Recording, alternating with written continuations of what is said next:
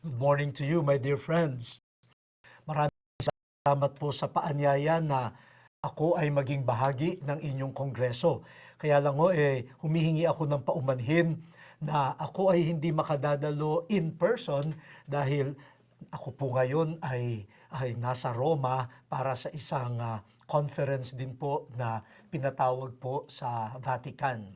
But thanks to technology, thanks to all of these wonderful things that God has enabled us to do, we can still continue communicating with you and sharing some thoughts on servant leadership in the age of the new evangelization within the year of faith. Servant leadership. Minsan po napapatanong ako, bakit kailangan ngayon na sabihin lagi na hindi lamang leadership, kundi dapat ay servant leadership? How come nowadays leadership is almost always qualified as servant leadership? It is a welcome change, the retrieval, the recovery of the notion of servanthood attached to leadership. I guess part of the reason is we have many perceptions, notions, and even images of leadership that have somehow neglected its core value, which is service. If you look around, maybe unwittingly, leaders exercise leadership by the use of force. Some even consider a bully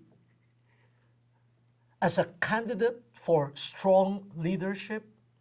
We can see how even on the international level, how leadership is exercised in a manner that is associated with the power of money, the power of arms. And so it is good for the world, especially for the church, to rethink what leadership is and to locate its true meaning in servanthood. Since we are in the year of faith, my reflections will rely heavily on our commitment to Christ, the Christ whom we want to follow. We are disciples of the King of Kings, the ultimate leader, but who came among us as a lowly child, the son of a maiden, the son of a carpenter, and who met a miserable death as a criminal naked on the cross. But he died serving. This is the one whom we proclaim in his resurrection as the Lord, as the King of heaven and earth. If we turn to Jesus, we realize that leadership, true kingship, is found in the one who served unto the giving of body and shedding of blood. Now, in Jesus, we see what a servant is. A servant is someone who makes himself or herself totally available to the one who has sent him or her. So being a servant is a relationship. It is not just a title. It is a relationship. We are always servants of someone, or we are servants of a group, or we are servants of a cause. So, servanthood brings us to the question, to whom are you sent to serve? Sino ba ang iyong paglilingkuran? At kapag alam mo kung sino ang paglilingkuran mo, bukas ba ang iyong sarili at pinauubaya mo ba ang sarili mo upang yaong kaugnay mo na dapat paglingkuran ay mapagbigyan mo ng buong buo. A servant is someone who is always for the other. And so the focus is very personal. The person or persons that I am linked to. And when that is the perspective, then we can only understand servanthood, true servanthood, at least in the spirit of Jesus, in the context of mission. Jesus was sent by the Father to fulfill the will of the Father. And it is in this context of mission that Jesus comes to the realization of his being servant of God. Now, with that as a background, let me go through some elements of servant leadership as found in Jesus, as testified to us by the Gospels and the letters of St. Paul. Here I would like to borrow some wonderful ideas from G. Wilkes, an author, I think he's a Protestant author, who has reflected on the timeless wisdom of servant leadership as found in Jesus. And I think for us who are active in church, for those of us who are also engaged in social and societal transformation or renewal, the renewal of the temporal order, we can learn from Jesus. We can learn how to be leaders in the spirit of servanthood. So let me go through some of these points. First, Jesus as the one sent by the Father and who fulfilled his mission as servant, he humbled himself. He humbled himself. Humility. This is how Jesus assumed servanthood in the context of his mission. In the letter of St. Paul to the Philippians, chapter 2, we are told that Jesus is truly the Son of God. He shares in the glory of God, but he freely emptied himself of his prerogatives and rights as the Son of God. Freely, meaning lovingly. He emptied himself, even if he could rightly claim all of these prerogatives and privileges. He emptied himself, became a human being in order to fulfill his mission. The incarnation of Jesus is an action of self-emptying, and that is the beginning of his mission, and that is the beginning of the mission of the King as servant. Imagine, no? Nasa langit ka na. Tayo nga mga Pilipino, sasabihin natin, nakatungtong ka na sa kalabaw, ba't ka bababa pa sa putikan? Pero yan pinili ni Jesus. He starts his mission here on earth humbly as a human being. In fact, no, in his comportment, in the way he dealt with people, they were scandalized. No? Saan nang galing ang talino nitong, anak lang ito ng karpintero eh. No? Di ba anak lang yan ni Maria? Yeah. But he did it lovingly and freely. My dear friends, no? To be a servant is a choice. You have to choose to empty yourself. It cannot be imposed on us. It cannot also come to us, this humility, only by attending a prayer service or being installed as a leader. No? Pati ho sa amin, kahit ilang beses kaming patungan ng kamay sa ordination ng mga pari, no po, no, we have to make the choice to be humble, to empty ourselves. And as a servant, Jesus emptied himself, humbled himself, and waited for God to exalt him. A true servant does not exalt himself or herself. The movement of servanthood is self-emptying, humility. at bahala na ang Diyos mag-angat sa iyo. Servanthood in the realm of leadership is not self-promotion. It is always a self-emptying so that God will exalt me. Now we go to the second characteristic of Jesus as servant leader. So the first is his emptying, his humility, emptying of self, and let God exalt him. Now the second is Jesus as the missioner sought to do the will of God. This is the element of servanthood. I should discern the will of God, the one who sent me, because it is his project or his program that I am serving, that I am implementing.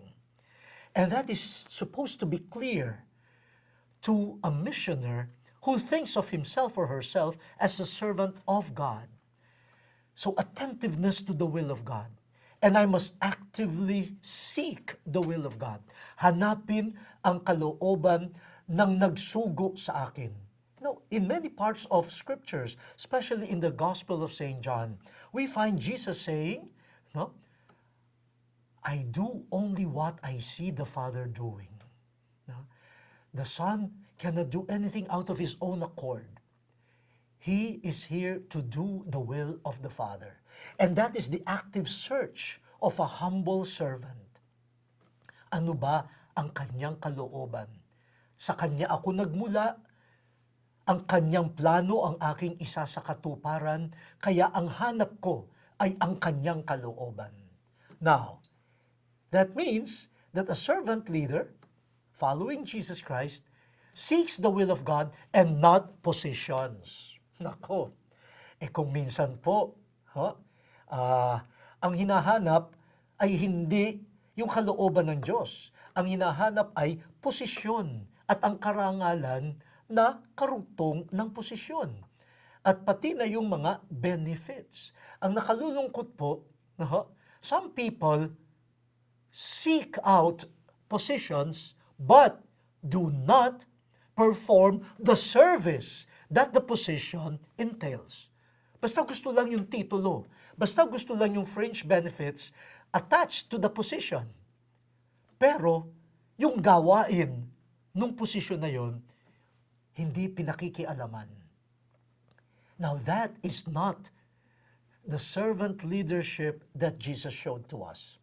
Jesus did not hunger for positions. No? In fact, when he was after the multiplication of the loaves, di ba? They wanted to make him king. Kung sa ibang tao sasabihin, si Jesus naman. No? Pagkakataon mo na, kokoronahan ka, gagawin kang hari. But Jesus did not come to this world to seek out positions. He is here to fulfill the will of God. And that is the direction of his active search. So for all of us, ang tanong, ano bang hanap mo? Posisyon o ang kalooban ng Diyos? Ang naghahanap ng posisyon at hindi nakuha ang posisyon, magiging galit, maiinggitin, desperado, and later on, violent. Nakakatakot eh. Minsan makakakita ka, may mga so-called leaders, pero parang aburido, parang malungkot, tapos inis na inis. Baka naman kasi, hindi yun ang posisyon na gusto nila. Kapag hanap mo lang posisyon, at hindi misyon, hindi yung kalooban ng Diyos, talagang lagi ka na lang makikipagsabayan o gusto mo lampasan ang iba. Now, and that's the destruction, the end of being a servant leader. Now we go to the third point. In the Gospel of St. Mark, the 10th chapter, we see a clear teaching of Jesus. Now, let me remind you of the context. Jesus just explained to the disciples what type of Messiah he was, what type of leader he was. You know, the Israelites, for thousands of years, have been hoping for God's intervention in their history as a people. They were oppressed. So they were praying to God to send a Messiah, a Savior, someone who would liberate them from the clutches of their oppressors. And comes Jesus. But in Mark 10, Jesus presents to them what type of leader or Messiah he was. He would be handed over to the chief priests and the scribes. He would be tried. He would be sentenced to death. But he will be raised from the dead after 3 days. After this teaching about his unique brand of being a leader, precisely a servant who will even suffer for us, the disciples did not get the point, or maybe refused to hear the point. Immediately after that, James and John asked Jesus, "O pwede ba ha? Magkapatid naman kami at close tayo eh. Di ba? Kaming tatlo ni Peter, ang iyong close friends. Pwede ba ha? Huwag mo ipaalam kay Peter ha? Kaming magkapatid. Pwede ba isa sa amin sa kanan mo, isa sa kaliwa mo?" Position na naman ha? Positions. We want to be closest to you in your kingdom. But Jesus said, you don't know what you're asking for. I want you to share in the cup that I will drink of. And then came Jesus' teaching. You see how among the Gentiles, those with authority lord it over them and make their importance felt. Ha! Ganyan daw ang mga leaders sa mga Gentiles, mga pagans. They're full of self. Kanina sabi natin, si Jesus emptied himself. And he said, that should not be the way with you. Among my disciples, that should not be the way. You should not be filled with self. And then he says,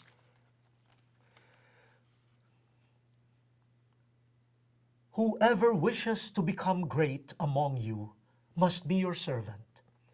And whoever wishes to be first among you must be a slave of all. For the Son of Man came not to be served, but to serve, and to give his life as a ransom for many.